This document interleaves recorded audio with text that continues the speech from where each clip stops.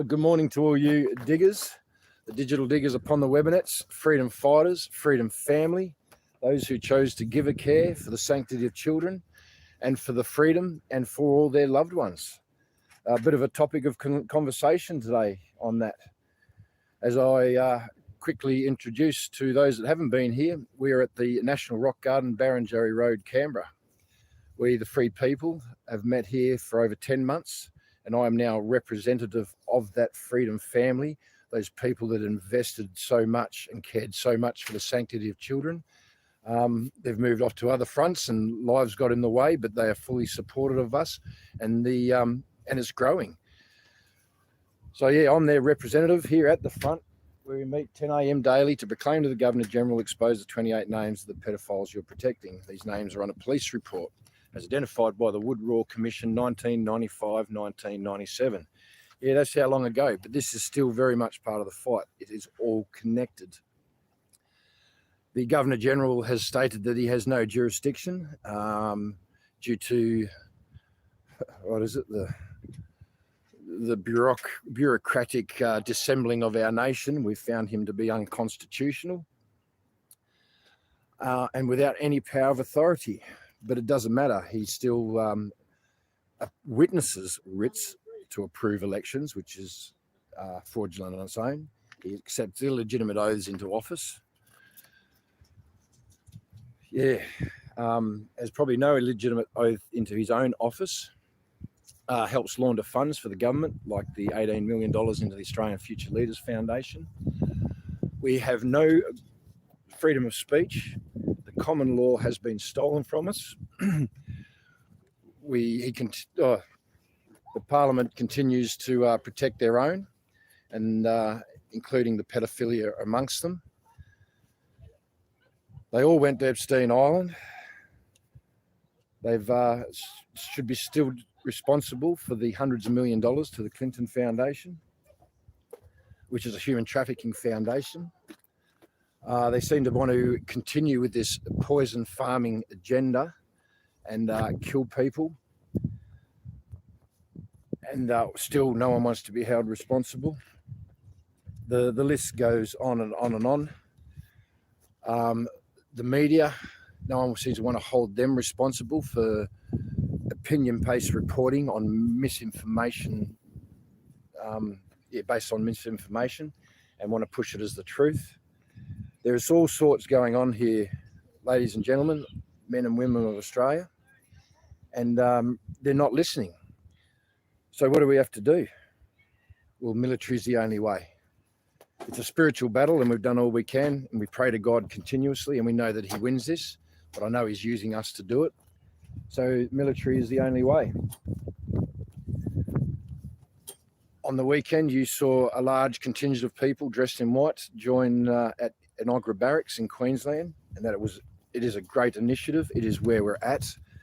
No one else can really save us here. The police are a foreign entity, but and they seem to be very much entrenched in protecting their own and not actually standing for the free people of Australia and all these subjects that I've just talked about now. So military is the only way. So a very great group of people, great Australians, joined at Enoggera Barracks and implored the military to move in and take over. I'm going to play a little clip now. It goes for about 16 minutes, but that is where we're at. We've got government houses in every state and territory, and we have army barracks in every state and territory, I believe. I might be wrong on a couple, but anyway. The thing is, there's places for people to stand up. It is time to stand up. We've been going too long. We don't want full systemic failure. We need to stop short of that, and we don't want any lives lost here. Our diggers have already paid the ultimate sacrifice for these freedoms, and they've all been in deceit. All our deployments have been based on wrong information.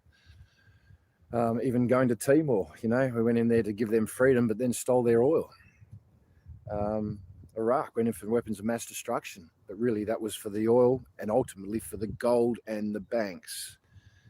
Now, here's some other conspiracy theories about Stargates and things, but whatever.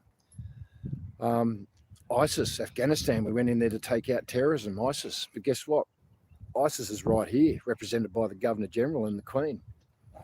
Yeah, Parliament invested in it, empowered it, and then sent our own diggers in to fight it.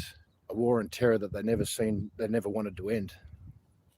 They create the enemy and fund both sides of the enemy, and it's as dark and sinister as you can imagine. They hold you and I accountable, highly accountable to their legislations and mandates, which they're trying to sell as law. And yet they get away with it all scot-free. The top brass are absolved, says Angus Campbell from the Australian Defence Force. And yet he holds our diggers on war crimes, accountable for war crimes where there was no leadership. They're our leaders. Where were their leadership? Were they just going to stand aside and say, we weren't a part of it? Well, then you weren't leading. You weren't doing your bloody job.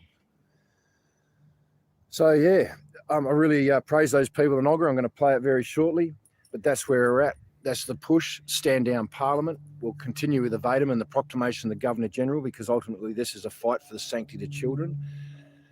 68 children a day go missing, and they seem to not want to do anything about it except move their forces against us, the free people. They narrate us in such a bad way that actually caused disunity amongst the community and pits Australians against Australians. The police continue to make innocent people criminals. They make shit up and make it the court's problems. And it's costing you, the taxpayer, hundreds of millions of dollars a year just for them to keep up their fictitious constitution or their fictitious game here. And still the government, instead of looking after you and I while the prices soar, export all the good stuff at a cheap price and deploy our resources to again support their fake narrative, their own investments in Ukraine, and deploy our resources and military equipment, and God forbid, please, not our soldiers, to places like Ukraine, where they continue to support the Luciferian regime, satanic, the Nazis, with their biolabs, and all their human trafficking and all the pharmaceutical agenda over there. And they try to sell it to the people like it's the Russians doing the bad thing. The Russians are going in to save them, I implore you. But you know what? It's none of our business. We've got enough shit here to deal with at home, as I've just mentioned. Military, please, I implore you to come in and start taking over. Our brothers in arms, sisters in arms, our diggers, the sons and daughters of the Anzacs. It's time to come in and take back the freedoms, stand these people down. They're not going to do it themselves. They're going to continue to plug this false narrative and try and dumb us down and kill our family members.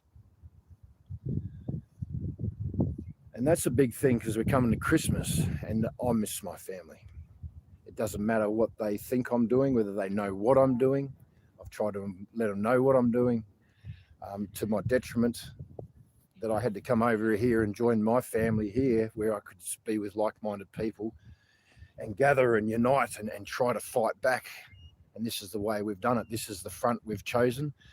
And like I said, the men and women that have been here before me and beside me, at any given time, yeah, I'm just merely privileged to be your representative in this fight for sanctity of children again.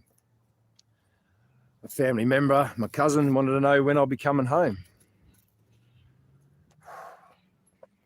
That's where I got stuck. I'm not coming home till the job's done. And then I asked, do you even know what I'm doing? I mean, I've told you all what I'm doing. I've sent links of everything, and then just even this last year, I've just pulled away from my family, just to, just so I'm not, oh, you guys know all that deep stuff. But I shouted for 2 years and screamed and even longer, and until they just thought I was the crazy dude, PTSD soldier. So when am I coming home? Well, when the job's done, we're taking winner takes all, nothing less. We're going for the whole lot. We don't just sort of meet in the line and say, oh, you have that, we have this. No, we take them all down. It's time for the people to take over. For all God's glory, his will be done. It's a walk in faith so far, but very soon the people are going to see, and they're going to join the fight. And I'm going to really much feel for them because they're going to be really hurting. Yeah. So when our family do start to think about it, well, I've got it right here. I suppose this is just my thoughts. Actually, I'll turn it around. I've got the truth flag over top. Just a quick thought on there. They do not even know we're in a war. I've kept trying to tell them. They just say I'm on my crusade. They do not even know what we're fighting for. They thought it's still we're anti-vaxxers and things like that. I've never actually been an anti-vaxxer, but I've just seen all the shit for what it is. Thanks, mate. Just over there. So they don't actually even know what I'm fighting for. But disclosure's underway. We've seen it with the Twitter files. We've seen it with all the truth coming in around the COVID, the pharmaceutical agenda, what's in those poisons that they're giving to people and coercing people to do while they shut down our borders and kill Federation. So they're seeing it now. Soon they're going to see it all. And that's where the penny's going to drop, and it's going to really hurt. It's even hurt me thinking of thy loved ones waking up to this and then understanding what's happened to them. Number one, that they maybe saw it happen, didn't do anything about it, or just didn't see it coming at all. And then they'll know and they'll comprehend. And then at some point, a little penny's going to drop, and they're going to understand that all of us, you, me, digital diggers upon the webinets, the freedom fighters, the chosen and called, the resilient, relentless and steadfast, we did it for them. And it's taken this long for us to get to these stages now where we're getting, well, people standing at an Ogra barracks and imploring our brothers and sisters in arms to come in and save us. So yeah, new hashtags there. I don't know what you reckon. Deploy the diggers, hashtag deploy the digs. But we need to now implore our brothers and sisters in arms to stand with us at any time. If the AFP or the public service officers can identify that themselves are a foreign entity, an agent, and just mercenaries, tax collectors for the Rothschilds, for the Illuminati, for the unholy Vatican and a criminal crown and unconstitutional government that is intent on killing you and me. If they're happy for that, well, then they can just stay where they are. But once they wake up to this too, they'll have to make a moral choice, a moral decision, just like we all have, for right and wrong. Are you going to stand by and join these corporations, these New World Order? Or are you going to stand up for your family and your loved ones and the children? And then fight for the truth, demand the truth from these guys. And if we can't get the truth, well, then let's just take them down. Let's put them in the court system. They've all got enough allegations on them as it is to simply make shit up and just arrest them and get them in front of the courts. But then our judiciary is totally compromised. We have no faith in the judiciary. They are a corporation on their own. They've sworn oaths of allegiance to a bar association, not to you and me. So they have to stand down too. And I think there's enough people there now, the common law sheriffs, the common law people, that we now can stand up and do these things ourselves. We've got our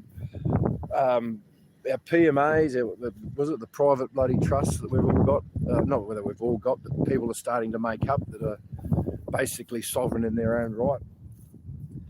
But I think it's time to stand these people down. We need a caretaker government. The military's going away. Let's bring in the military, and we can call for elections in 120 days or something like that. But there's only one real person who I trust at the moment to move in, because Angus Campbell's compromised. They're all Freemasons. Well, most of them are. Once again, those officers that have been compromised by the Freemasons and secret societies need to make a moral choice. Are they going to go for the New World Order, or are they going to get in and fight for the men and women of Australia, their brothers and sisters, their families? These are all moral decisions. But who do I trust to move in a caretaker role, who's already got a plan, who can already stop us going into full systemic failure and anarchy, and just move in and protect all of us Australians as we come to terms with what's going on? Well, my vote's for Ricardo Bossi. I've made I haven't veered from that fact at all. He's empowering independent people through the A1 organisation, it's not a party as such, but he's empowering the independents, all the free-speaking people, and he's set a very high bar, and he's not lowering the bar to the likes of the Craig Kellys and any other buddy never has been or want to be fucking leader. So yeah, Ricardo Bosi. I mean, what are we doing here? Well, this is exactly what I'd expected people like Andrew Hastie, the MP for the division of Canning in Western Australia, ex-SAS soldier. What's he done? He has kept the people deep in the narrative. He hasn't confronted a single issue. So much for an ex-SAS, who again is a officer who suggests top brass is absolved while they hold our diggers against war crimes. And you only have to look as far as our VC winner, Ben Roberts-Smith, for that. And once again, a lot of another deceit, because they're not trying to, they're not after justice here. They're just trying to cover their own asses and put people like you and me up as patsies. And we've had a big week of false narratives in the news narrating free people as cop killers, and that's unforgivable. That is an indictment on a very bad mainstream broken compass news. But anyway, I'm going to put this Enoggera thing on. I'm going to finish my coffee. It's very good to see you, Digital Digs, and I look forward to reading your feedback in the comments and the chats, and just see what we can do to support these people that are standing up at these barracks, and maybe to grow in that side of things. The marching on the streets, the Elizabeth Keys, well, yeah, it's all good. They can see us angry, but not even the mainstream's reporting on it. So how do we escalate things as overtly peaceful as possible? Because these people need to be taken down. Well, we need to empower the people that can, and that's our military. So, yeah, I've got a lot of friends in the military.